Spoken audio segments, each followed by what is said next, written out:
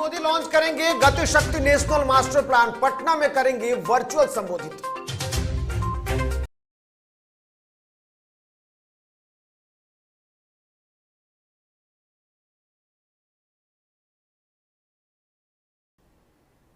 नमस्कार, आप देख रहे हैं डीटीवी भारत और मैं हूं आपके साथ निर्भय किशोर। तो आइए खबरों की शुरुआत करते हैं और सबसे पहले बात प्रधानमंत्री नरेंद्र मोदी की। पीएम मोदी आज गति शक्ति मास्टर प्लान लॉन्च करने वाले हैं। इस पहल के बाद विकास परियोजना में होने वाली देरी पर लगाम लगेगी, जिसके बाद यह कहा जा रहा है कि प्रधानमंत्री की योजना विकास को एक नई गति देगा।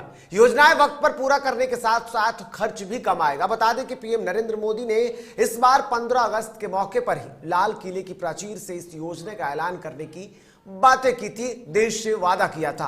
गति शक्ति योजना के तहत रेल और सड़क समेत 16 मंत्रालयों को जोड़ने का एक डिजिटल मंच होगा।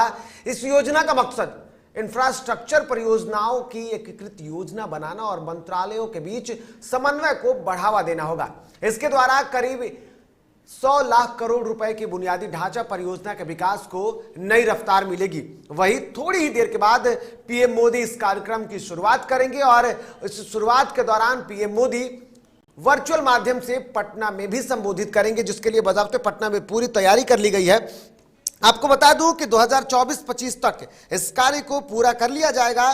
बताया यह जा रहा है कि गति शक्ति देश के लिए एक राष्ट्रीय अवसंरचना मास्टर प्लान होगा जो समग्र बुनियादी ढांचे की नींव रखेगा। अभी हमारे परिवहन के संसाधनों के बीच कई समन्वय जो है वो नहीं है और ऐसे में अभी इन बाधाओं को दूर करने के लिए इस प्लान को बड़ा प्लान माना जा रहा है। पीएम मोदी इसको लेकर के एक बड़ी सौगात के तौर पर देश को समर्पित करेंगे। तो जिस तरीके की ये पूरी तस्वीरें बनेंगी और ऐसे में अब इसके लिए बाज़ाब्ते तैयारी पूरी कर ली गई है और पीएम मोदी कुछ ही देर के बाद अब इस कार्यक्रम की शुरुआत करेंगे और साथ ही साथ वो देश को संबोधित भी करेंगे।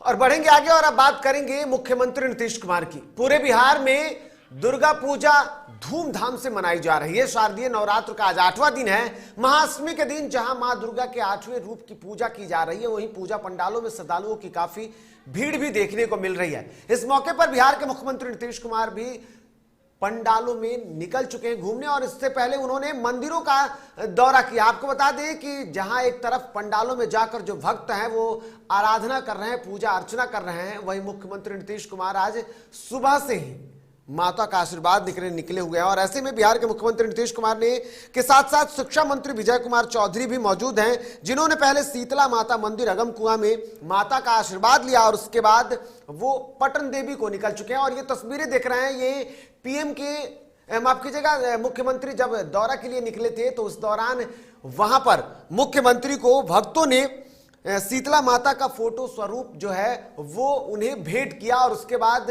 मुख्यमंत्री नीतीश कुमार पटन देवी पहुंचे। खबर यह भी आ रही है कि अब मुख्यमंत्री नीतीश कुमार पटन देवी पहुंच चुके हैं और वहां पर पूजा अर्चना कर रहे हैं।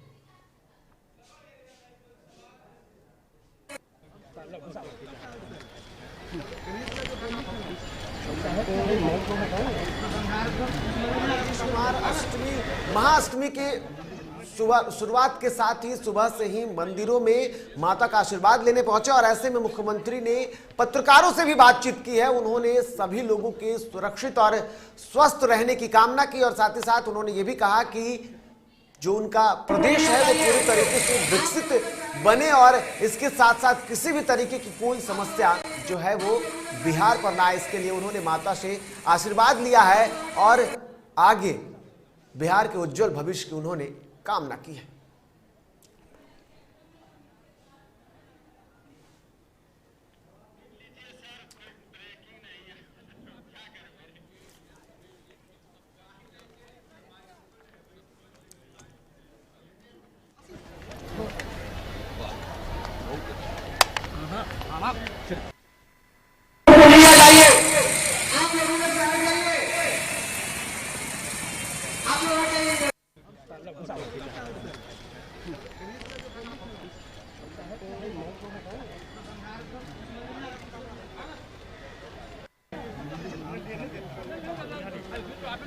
आपके टेस्ट के लिए भी सबका इंतजाम है, सब चीजों में।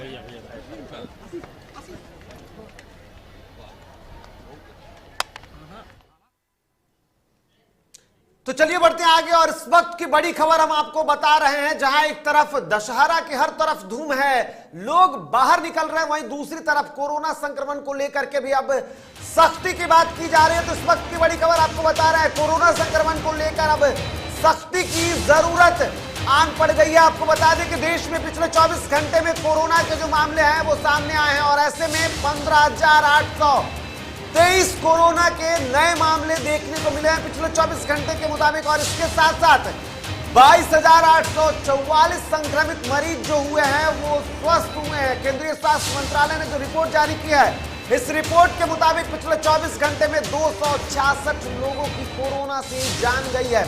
देश में अब भी सक्रिय मामले जो है वो 2,07,653 है, जबकि मास्क लगाने वाले की संख्या भी लगातार गिरती जा रही है। तो इस वक्त की बड़ी खबर आपको बता रहे हैं और ऐसे में त्योहार के बाद कोरोना संक्रमण का खतरा जो है वो बढ़ता हुआ दिख रहा है, जिसको लेकर के अब कोरोना की तीसरी लहर की आशंका जताई जा रही है। जिस तरीके से लोगों ने कहीं ना कहीं जो स्थितियों को लेकर के देखा जाए तो साफ तौर पर लोगों ने अब कोरोना के इस संक्रमण को लेकर के, हालांकि अभी भी स्थितियां थोड़ी सी बेहतर है, जिसको लेकर के पूजा पंडालों में भी सख्ती के आदेश दिए गए थे, लेकिन उसके बावजूद भी लोग जो हैं वो मानने को तैयार नहीं है। कोरोना गाइडलाइन का पालन करते हुए लोग सड़कों पर नहीं दिख रहे हैं। मास्क और सैनिटाइजर की बात छोड़ दी, लोगों ने मास्क लगाना छोड़ दिया है और ऐसे में अब इसको लेकर के संकट जो है वो बढ़ती हुई दिख रही है। डर है कि कोरोना का जो संक्रमण है वो फिर से देखने को ना मिल जाए। तो इस वक्त की बड़ी खबर आपको बता रहे हैं और इस खबर पर हमारे साथ हमारे सहयोगी उत्कर्ष जुड़े हुए हैं। उत्कर्ष, सबसे बड़ी बात, कोरोना संक्रमण का खतरा अभी टला नहीं है, लेकिन लोगों ने असावधानी बरतनी शुरू कर दी है। सावधानी कोई नहीं बरत रहा, मास्क लोग नहीं लगा रहे हैं। जी बिल्कुल निर्भय, जो स्थितियां बन गई हैं पूरे बिहार की, पूरे भारत की, कोरोना का संक्रमण जरूर कम हो रहा है, लेकिन लोगों की जो सजगता है वो भी कम होते जा रही है। मास्क का इस्तेमाल नहीं कर रहे हैं। हालांकि जो कोविड का प्रोटोकॉल है, दुर्गा पूजा को लेकर जो जिलाधिकारियों ने प्रोटोकॉल जारी किया था कि जो लोग भी आएंगे उन्हें मास्क पहनना अनिवार्य है, जो सोशल डिस्टेंसिंग है उसका अनिवार्य है, जो दुकानें लगाई जाती हैं अमूमन पहले से कम लगेंगी, आधी लगेंगी, लेकिन ये सारी सजगता नहीं दिख रही है। ना तो बिहार में दिख रही है, ना तो बंगाल में दिख रही है, ना तो अलग अलग राज्यों में दिख रही है। इस कारण है कि बंगाल की जो स्थिति है, आज की बीते दिन 768 नए मरीज आए हैं। वहीं केरला की बात करें तो 7,800 से ज्यादा कुल जो केसेस आए हैं बीते दिन वो करीब 16,000 से ज्यादा केस आए हैं। हालांकि रिकवरी रेट जरूर भारत की बढ़ी है, 22,000 लोग ठीक भी हुए हैं। एक्टिव केस की बात करें तो करीब 2,08,072 केसेस हुए हैं, लेकिन जो मृत्यु दर है वो 229 हुई है। बीते दिन जो 229 लोगों की मृत्यु भी हो गई है, लेकिन जो सजगता है आज भी नहीं दिख रही है। बिहार हो, अलग अलग जगह हो, पंडालों में भी जो है जरूर ऐलान जरूर किया जा रहा है कि आप मास्क लगाएं, सैनिटाइजर यूज करें, लेकिन लोग इतने ज्यादा अब लापरवाह हो गए हैं कि कोरोना वापस लौट सकता है। निर्भय, बिल्कुल, तो कोरोना वापस लौट सकता है उत्कर्ष, ये संशय बरकरार है। और ऐसे में जिस तरीके की स्थितियां बनी हुई है, अब हम आपको बता रहे हैं कि पिछले 24 घंटे में क्या कुछ स्थितियां रही हैं, जिसको लेकर के केंद्रीय स्वास्थ्य मंत्रालय ने जो रिपोर्ट जारी किया है उसके मुताबिक 2,07,000 से अधिक अब भी कोरोना पॉजिटिव जो है वो है। और ऐसे में मास्क लगाने वालों की संख्या जो है वो लगातार कमती आ रही है। लेकिन उत्कर्ष, क्या सड़कों पर जिस तरीके से प्रशासन ने कोरोना संक्रमण के दौरान जब देश में लॉकडाउन था उस वक्त जो सख्ती प्रशासन ने दिखाई थी वो सख्ती अब भी बरकरार है? क्या सड़कों पर प्रशासन वो सख्ती दिखा रही है, लोग मास्क का इस्तेमाल नहीं कर रहे हैं, जिसको लेकर? निर्भय, प्रशासन जो है वो जरूर कोशिश करती है कि लोग सजगता बरते, लेकिन एक प्रशासन या कोई पुलिस वाले और सभी लोगों को नहीं समझा सकते हैं कि आप मास्क पहने। अमूमन लोग जो है वो गाड़ियों में बैठते हैं, 3-4 लोग जाते हैं, लेकिन मास्क अनिवार्य है फिर भी वो मास्क नहीं पहनेंगे। बाइक से निकलते हैं, वाहनों से निकलते हैं, फिर भी मास्क नहीं पहनते हैं। ऐसा पुलिस कोशिश जरूर करती है कि लोगों को समझाया जाए, क्योंकि जो कोरोना का प्रोटोकॉल है, लोग वैक्सीनेशन ले लेने हैं, उसके बाद समझ रहे हैं कि मैं कोविड फ्री हो गया हूँ, अब मुझे कोरोना कुछ नहीं बिगाड़ सकता। ये सबसे बड़ी भूल दिख रही है। इस वजह से कहा जा सकता है कि कोरोना फिर से बढ़ सकता है। तीसरे स्ट्रेन का खतरा जिस तरीके से भारत से मंडरा रहा था, WHO ने भी कहा था, कई बड़े डॉक्टरों ने भी कहा है, एम्स के डायरेक्टर ने भी कहा था कि तीसरा स्ट्रेन काफी घातक हो सकता है। ऐसे में लोग अगर सतर्कता नहीं बरतते हैं तो ये स्थितियां और ज्यादा गंभीर हो जाएंगी। हालांकि अभी कोरोना की स्थितियां अमूमन ठीक है, जो 2 लाख है वो एक्टिव केस अभी हैं, लेकिन जो स्थितियां अगर नहीं ठीक हो सकती हैं, लोग अगर मास्क नहीं पहनेंगे, अनिवार्य नहीं होगा, तो आने वाले समय में ये एक्टिव केस 2 लाख से 10 लाख भी हो सकते हैं। चलिए, तो ऐसे केस 2 लाख से 10 लाख भी हो सकते हैं। एक आखिरी सवाल होगा उत्कर्ष, सवाल यह है कि कोरोना संक्रमण को लेकर के उससे पहले सरकार ने एक आदेश जारी किए थे, सभी पूजा पंडालों में वैक्सीनेशन की प्रक्रिया चलती रहेंगी और बाकायदे इसके लिए निर्देश दिए गए थे कि सभी पूजा पंडालों में एक टेबल लगाया जाएगा जिसमें 3 कुर्सियां होंगी और उसमें जो स्वास्थ्य विभाग से जुड़े हुए जो लोग होंगे वो कोरोना का वैक्सीनेशन करेंगे। जिन लोगों ने अब तक टीका नहीं लिया होगा वो मेला घूमने अगर आते हैं तो वो टीका ले सकते हैं। क्या ऐसी कुछ परिस्थितियां दिख रही हैं? क्या टीकाकरण पंडालों में हो रहा है उत्कर्ष? जी बिल्कुल निर्भय, जो सरकार द्वारा गाइडलाइन जारी की गई थी, स्वास्थ्य मंत्रालय द्वारा, बिहार सरकार द्वारा भी कहा गया था कि 6 माह में 6 करोड़ लोगों को टीका लगाना है। ऐसे में जो ये निर्धारित समय है वो इस तरीके से भी आगे लिया जा रहा है कि अगर आने वाले समय में जिस तरीके से कोरोना का संक्रमण है, पंडालों में भी टीका लगाया जाए, लोगों को टीका दिया जाए ताकि लोग वहां भी टीका ले सके। कुछ लोग हैं जो पहला टीका ले चुके हैं, जिनका दूसरा बाकी है, वो भी पंडालों में ले सकते हैं। लेकिन बीते दिन जब हमने अलग अलग पंडालों का भ्रमण किया तो कुछ ऐसा नजारा देखने को नहीं मिला। हमने कई जगह भी गए, कई लोगों से बात भी किया, लेकिन इस तरीके की स्थिति बिहार में देखने को तो नहीं मिली। हालांकि कोशिश की गई है, सरकार ने कहा भी है कि अलग अलग जगहों पे लगाया जाएगा, लेकिन कल तक ऐसी कोई स्थितियां, कोई परिस्थिति नहीं थी जहां पर लोग कोरोना का टीका ले सके पंडालों में। निर्भय, बिल्कुल, तो लोग कोरोना का टीका पंडालों में ले सके ऐसी कोई तस्वीरें बिल्कुल नहीं दिख रही है। लेकिन सरकार जो है वो खास करके बिहार सरकार, उसने कोरोना को लेकर के जो सख्ती बरती उसका असर भी दिखा। वैक्सीनेशन की प्रक्रिया बिहार में बेहतर तरीके से हुई और ऐसे में अब अगर देखा जाए तो लगभग 7.5 करोड़ से अधिक लोगों ने बिहार में वैक्सीन ले लिया है। यानी कि आंकड़ों के मुताबिक अगर देखा जाए तो अब तक बिहार में बेहतर वैक्सीनेशन की प्रक्रिया हुई है और स्थितियां बखूबी सामने है। लेकिन कोरोना संक्रमण का खतरा अभी टला नहीं है। लेकिन 10 राज्य जो है वो सबसे अधिक संक्रमितों से बचने की जरूरत है और उसमें से बिहार भी है, क्योंकि बिहार में हालांकि वैक्सीनेशन की प्रक्रिया अधिक हो रही है। लेकिन अगर रिपोर्ट के लेकर के देखा जाए, जो रिपोर्ट सामने आई है, इस रिपोर्ट में कई सारी ऐसी बातें आई हैं। लोगों ने मास्क लगाना छोड़ दिया है और ये लोगों के लिए अति आवश्यक है। बजाते खुद एम्स के जो निदेशक हैं उन्होंने अब भी शक जताया है कि कोरोना की तीसरी लहर आ सकती है। लेकिन ऐसे में अगर लोगों ने सख्ती नहीं बरती तो इसका खामियाजा एक बार फिर से लॉकडाउन के रूप में भुगतना पड़ सकता है। क्योंकि अगर आप आंकड़ों को देखेंगे और उस आंकड़ों के मुताबिक त्योहारों के इस मौसम में तस्वीरें जो बदली, त्योहारों के इस मौसम में 5 देशों की हालत उस वक्त बिगड़ गई जब लोगों ने लापरवाही बरती, लोगों ने सख्ती का पालन नहीं किया। और उसमें से सबसे पहले था अमेरिका। अमेरिका में एक म्यूजिक फेस्ट होता है, पारंपरिक फेस्ट होता है। इस दौरान वहां पर त्योहार के मौसम में लोगों ने सख्ती नहीं बरती और उसका नतीजा हुआ कि कोरोना का भयावह रूप वहां देखने को मिला। इसके बाद ब्रिटेन की बात करें तो ब्रिटेन में भी एक म्यूजिक फेस्ट था और वहां पर लोगों ने सख्ती नहीं बरती और नतीजा हुआ कि वहां पर भी कोरोना संक्रमण का खतरा बढ़ गया। 5 ऐसे देशों के बारे में हम आपको बता देते हैं। 2 आपने सुना, तीसरा जो था वो नीदरलैंड था। नीदरलैंड में भी एक कार्यक्रम था, उस कार्यक्रम में वहां पर फेस्टिवल था और वहां पर सख्ती नहीं बरती गई, जिसके बाद नतीजा हुआ कि स्थितियां खराब हो गई। मैक्सिको में आर्ट विद मी फेस्ट एक कार्यक्रम होता है। इस दौरान त्योहारों के मौके पर वहां लोगों ने सख्ती नहीं बरती और नतीजा हुआ कि कोरोना संक्रमण का खतरा वहां बढ़ गया। और सबसे अधिक डराने वाली जो तस्वीरें थी वो फिनलैंड की थी। फिनलैंड में भी और ब्राजील में भी यही तस्वीरें थी। लोगों ने मास्क, आज लोग जो हैं वो आज मास्क नहीं लगा रहे हैं, लेकिन ब्राजील के राष्ट्रपति ने भी कहा था कि मास्क जरूरी नहीं है कि कोरोना संक्रमण से आपको बचा सकता है। नतीजा ये रहा कि सबसे जल्दी और सबसे अधिक ब्राजील के लोगों को मौत की नींद सोनी पड़ी कोरोना के कारण। तो ऐसे में आपसे DTV भारत अपील कर रहा है कि अभी त्योहारों के इस मौसम में स्वस्थ रहने, सुरक्षित रहने के लिए आप सख्ती का पालन करें, कोरोना के गाइडलाइन जो भी हैं उसका बखूबी पालन करते रहें और मास्क लगाकर ही घर से बाहर निकलें। फिलहाल बढ़ते हैं आगे और बात राजनीतिक जगत की। जेडीयू कोटे से केंद्रीय मंत्री आरसीपी सिंह के मंत्रालय ने चिराग पासवान को अपना हिंदी सलाहकार बनाया है। हिंदी सलाहकार समिति में चिराग पासवान समेत बिहार के 5 लोगों को समिति का सदस्य बनाया गया है।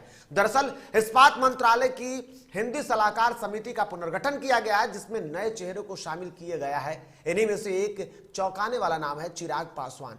चिराग लोक जनशक्ति पार्टी रामविलास के अध्यक्ष हैं। हिंदी सलाहकार समिति में नए चेहरों में चिराग पासवान का नाम आते ही सियासी गलियारों में हलचल मच गई है। जेडीयू कोटे से ये उम्मीद की जा रही है और खास करके जेडीयू के कई ऐसे नेता हैं जो ये कह रहे हैं कि ये कैसे संभव हो सकता है कि चिराग पासवान जो हैं वो हमेशा बिहार के नंबर 1 पार्टी रही जेडीयू के खिलाफ में बोलते आए, लेकिन आज चिराग पासवान को जेडीयू कोटे से मंत्री आरसीपी सिंह जो हैं उनके ही मंत्रालय में सलाहकार बना दिया गया है, जिसके बाद ये बवाल लगातार चल रहा है। लेकिन अब ये बातें सामने आई है। दरअसल आरसीपी सिंह की ये मजबूरी थी, उन्हें चिराग पासवान को अपने मंत्रालय में रखना पड़ा, क्योंकि ये सदन निर्णय करता है और उसके बाद उस निर्णयों पर जो निर्णय लिए जाते हैं, दोनों ही सदनों के निर्णय के बाद सलाहकार जो समिति होती है उसका चुनाव होता है और चिराग पासवान का जो नाम था वो सदन के द्वारा ही तय किया गया था। और उसके बाद इस मंत्रालय के बाद अब उनके द्वारा जारी किए गए जो पत्र थे उस पर मजबूरन आरसीपी सिंह को मुहर लगानी पड़ी। और यहां वक्त तो चला एक छोटे से ब्रेक का, जल्द लौटते हैं, बने रहिए डीटीपी के साथ।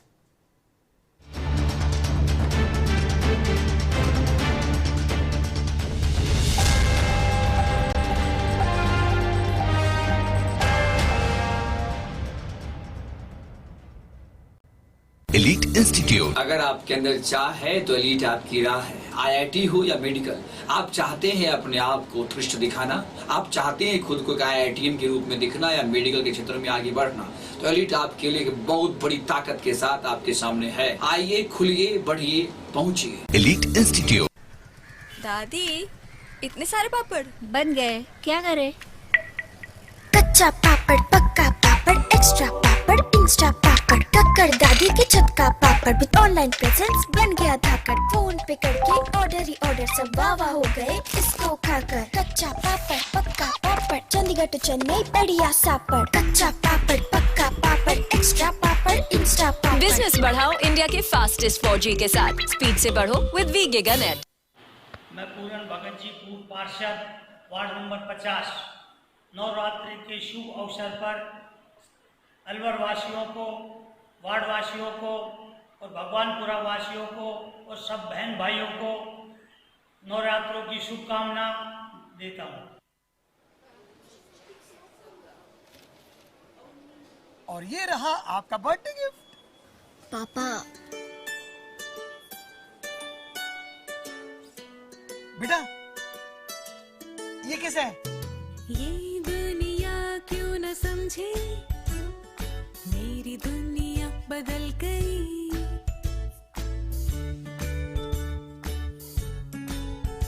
और ये देखो पीहू,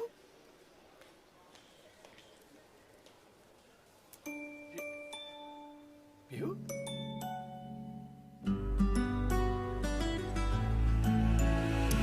गुड़ियों से खेलने वाली तेरी गुड़िया बड़ी हुई। बच्चे कब बड़े हो जाते हैं पता ही नहीं चलता। थोड़ा बड़प्पन दिखाइए। रहो सेफ सैनिटरी पैड से खुद को स्वस्थ और सुरक्षित रखने में इनका साथ।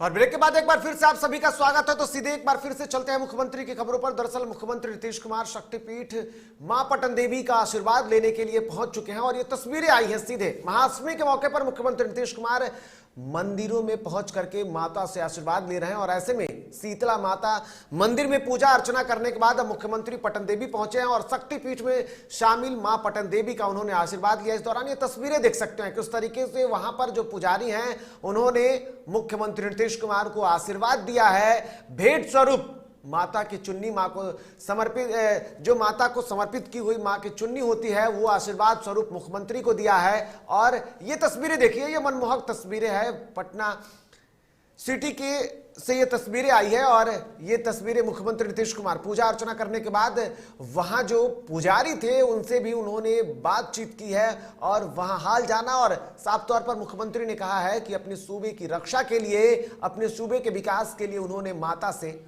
आशीर्वाद लिया है।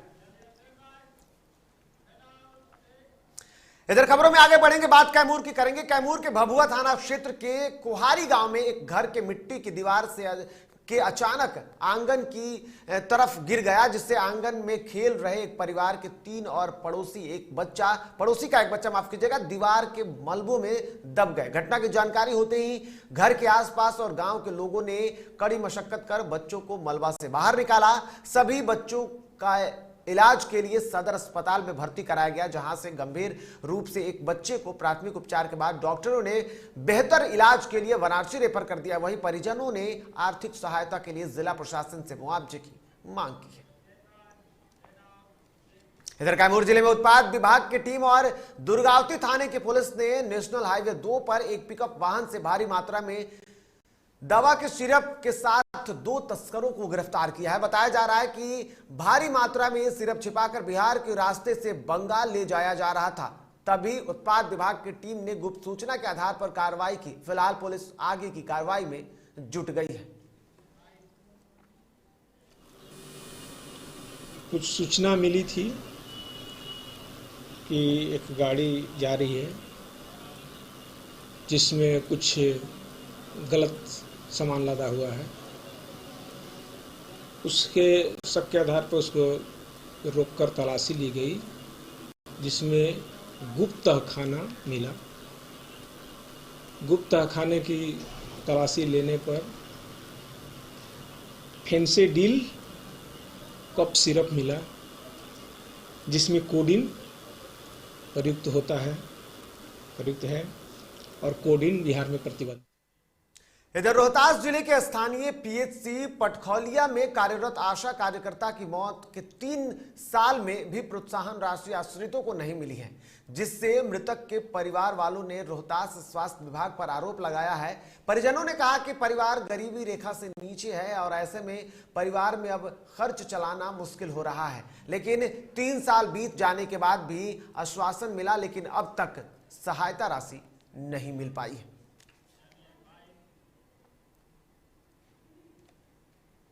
मेरी माता का नाम स्वर्गीय सीता देवी है। मेरी माता आशा में कार्यरत थी। मेरी माता का मृत्यु का डेट है 18/6/2019 को हुआ है।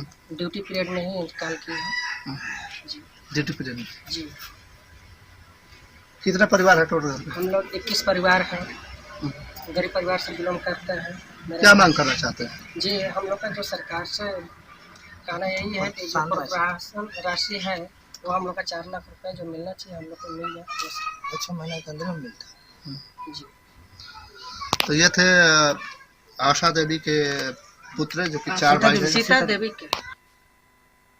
झारखंड सरकार की ओर से कोरोना की संभावित तीसरी लहर की आशंका को देखते हुए मानगो गांधी मैदान में बनाए गए अस्थायी हाट बाजार को नगर निगम के द्वारा हटाने का फरमान जारी कर दिया गया। वहीं निगम प्रशासन की ओर से गांधी मैदान में दुकान लगने वाले दुकानों को जबरन हटाने के कारण दुकानदारों ने रोष प्रकट करते हुए इसका विरोध भी किया।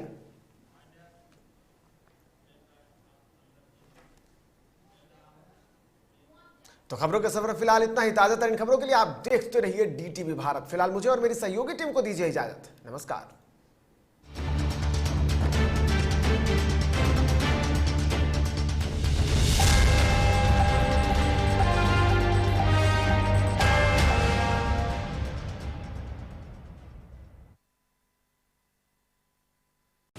अश्लीलता